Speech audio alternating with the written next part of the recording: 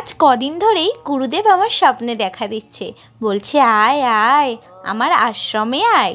গুরুদেব ডাকছে বলে কথা, না গিয়ে কি থাকতে পারি?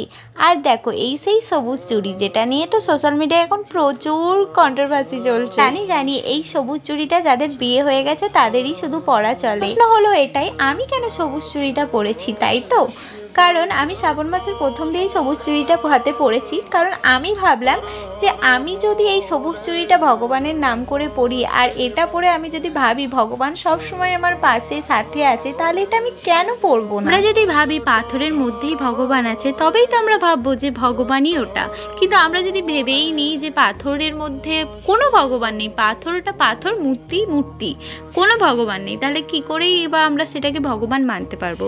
অতএব মন যা চাই তাই করো। এতক্ষণ যে এত কথা বললাম, হয়তো এর মধ্যে অনেক ভুল তথ্য থাকতেই পারে, কিন্তু আমার মনে হয় যেটা আর আমার বিশ্বাস যেটা সেটাই আমি বললাম। বাবার মাথায় জল ঢালার জন্য আজকে বেরিয়ে পড়েছিলাম তারকেশ্বর যাওয়ার উদ্দেশ্যে। মানে এসে আমরা এমন ভাবে ফেসে গেছিলাম, কারণ এত জোরে জোরে বৃষ্টি হচ্ছিল যে স্টেশনটা আমাদের থেকে একটু দূরে ছিল, আমরা আর ওইটুকুনি যেতে পারছিলাম না। তারপরে যাও করে ছুটে ছুটে যাই ওই জলের মধ্যেই স্টেশনে, ট্রেন ধরে চলে আসি শেওড়াফুলি স্টেশন। আসতে না আসতে একটা সুন্দর দৃশ্যের দেখা পেলাম। এই যে বাঁকে করে সামনের ঝুড়িতে নিয়েছে বাচ্চাটাকে আর পেছনে ঘট নিয়ে যাচ্ছে, কি ভালো লাগছিল তাই না? পরে আস্তে আস্তে বাজারের দিকে যত ঢুকতে থাকি তত এই যে ঘট, বাঁকের সাজগোজ, বাঁক এইসবই বিক্রি হচ্ছিল। তারপর আমরা একটু একটা দোকানে ঢুকে খাওয়া দাওয়া করে নিই, লুচি আর ঘুগনি। এখানে আমার মা ওয়েট করছে মুড়ির জন্য, কারণ মা লুচিটা খাবে না যদি পেট খারাপ করে, সেই জন্য। তারপরে ঘাটে গিয়ে গঙ্গায় স্নান করে আসি, আর স্নান করে এসে এই যে বাবার নামে তিলক পরে নিলাম। এভাবে তিলক কাটার ইচ্ছাটা না আমার অনেক দিনের ছিল, আর সেটাও আজকে পূরণ হয়েছে।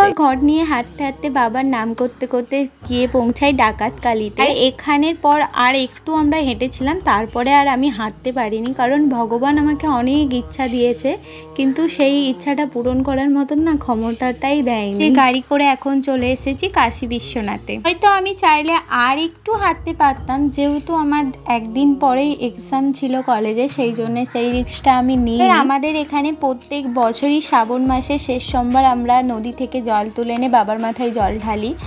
আর প্রথম বছর তো আমার এমনই হয়েছিল, পায়ে এমনভাবে ফসকা পড়েছিল আমি 4 দিন উঠতেই পারিনি বিছানা থেকে। সেই ভয়টা আমার মনের মধ্যে ছিল, যেহেতু এক্সাম বলে কথা, তো সেখানে তো নিজেকে সুস্থ রাখতেই হবে। তো তারকেশ্বর যাওয়ার আগের দিন রাতেও মাকে বলছি, না থাক মা, আমি আর যাবো না তারকেশ্বর, আমার যেহেতু এক্সাম, যদি ওইভাবে পায়ে ফসকা পড়ে যায় আমি কিভাবে পড়বো। মা বললো ঠিক আছে, তোকে আর যেতে হবে না, তুই তাহলে ঘরে থাকবি আর আমি তাহলে যাবো। সেদিনেই রাতে আমি দেখছি একটা সাপের স্বপ্ন। তারপরে আমার মনে হলো না, যেহেতু কোথাও ঠাকুরস্থানে আমি যাব বলেছি, তাহলে আমার না বলাটা ঠিক হচ্ছে না, আমাকে যেতেই হবে। আমি যতটা পারবো আমি হাঁটবো, তারপরে আমি গাড়ি করে। এই যে একটা নেগেটিভিটি মনের মধ্যে প্রথম দিয়েই ঢুকিয়ে নিয়েছিলাম। দেখো কাশী বিশ্বনাথে কিন্তু আমরা একটু ভাতও খেয়ে নিয়েছিলাম, আর মনে মনে ভাবছিলাম কত রকম পাপ করছি, এক তো গাড়িতে যাচ্ছি, তার উপরন্তু আবার ভাতও খেয়ে নিলাম জল ঢালার আগে। তারপর লোকনাথে জল ঢেলে চলে আসি তারকেশ্বর, আর ওখানেও জল ঢেলে এখন চলে এসেছি ঘাটে স্নান করতে।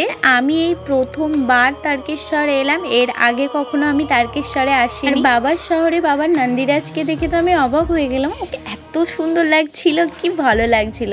আর এখন আমরা রওনা হয়েছি বাড়ি যাওয়ার পথে। দেখো তারকেশ্বর যাওয়ার পথে তো এত কষ্ট হয়েছে, মানে আমরা তো কষ্ট করিনি বলতে গেলে, যখন গাড়িতে যাচ্ছিলাম নিজেদেরই এত খারাপ লাগছিল, তবুও যতটা গেছি ততটা তো কষ্ট করেই আমার মনে হয় আমি হেঁটেছি, আমি একটুও হাঁটতে পারি না। পরও আমার আবার মনে হচ্ছে আমি পরের বছর আবারও যাবো তারকেশ্বর। আমি কেন জানি না এত কষ্ট পাই, তবুও আমার বারবার মনে হয় আমি আবার যাবো। হাওড়া স্টেশনে চলে এসেছি তারকেশ্বর থেকে, এখানে এসে একটু খাওয়া দাওয়া করে নিলাম আর কি। আজকেই তো শ্রাবণ মাসের শেষ সোমবার, তাই তো? তাহলে আজকে বাবার নাম করেই তাহলে ভিডিওটা শেষ করছি।